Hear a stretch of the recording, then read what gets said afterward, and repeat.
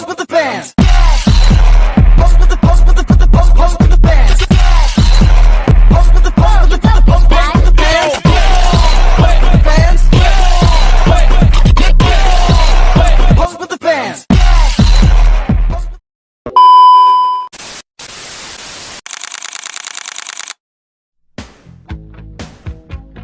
Pajak adalah kontribusi wajib kepada negara yang dibiayai oleh wajib pajak, baik orang pribadi yang bersifat memaksa berdasarkan undang-undang. Kalian tahu tidak kita kenapa harus membayar pajak? Karena pajak adalah kewajiban warga negara yang menjadi sumber utama pembiayaan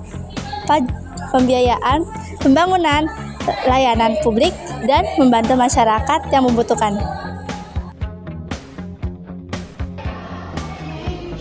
Oke teman-teman, setelah kalian mengetahui tentang pengertian pajak, selanjutnya aku akan menjelaskan tentang jenis-jenis pajak. Salah satu dari jenis pajak yaitu pajak daerah.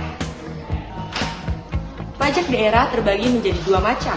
Yang pertama, pajak provinsi yang memiliki contoh yaitu yang pertama pajak kendaraan bermotor yang memiliki standar tarif nasional 1,2% hingga 2%. Pajak air permukaan yang memiliki tarif sesuai ketentuan dari Perda. Contoh yang kedua ialah pajak kabupaten ataupun kota. Contoh pajak kabupaten atau kota yang pertama ialah pajak restoran dengan tarif hingga 10%.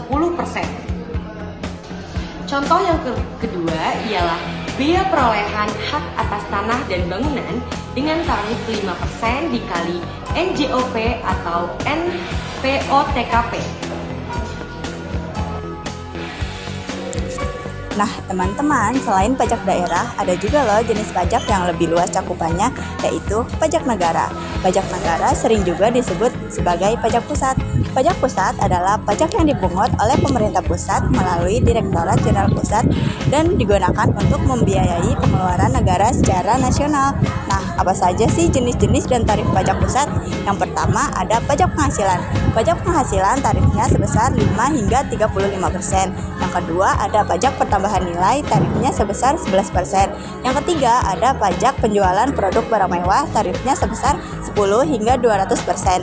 Dan yang terakhir ada bea materai, tarifnya sebesar 10.000, tapi tergantung dokumen tertentu ya. Selain pajak daerah dan negara, ada juga loh pajak subjektif dan objektif. Pajak subjektif adalah yang melihat subjek. Contohnya PPh, kalau kamu berpenghasilan maka kamu kena pajak. Kalau pajak objektif adalah pajak yang melihat objek. Contohnya PPN, kalau kamu membeli barang kena pajak maka kamu PPN tanpa peduli kamu siapa. Nah, setelah kita tahu apa itu pajak dan jenis-jenisnya, aku mau ngasih tahu lagi yang penting nih, yaitu ketentuan umum dan tata cara perpajakan di Indonesia. Pemungutan pajak di Indonesia didasarkan pada pasal 23A Undang-Undang 1945 yang berbunyi, pajak atau pungutan lain yang bersifat memaksa untuk keperluan negara diatur dalam undang-undang.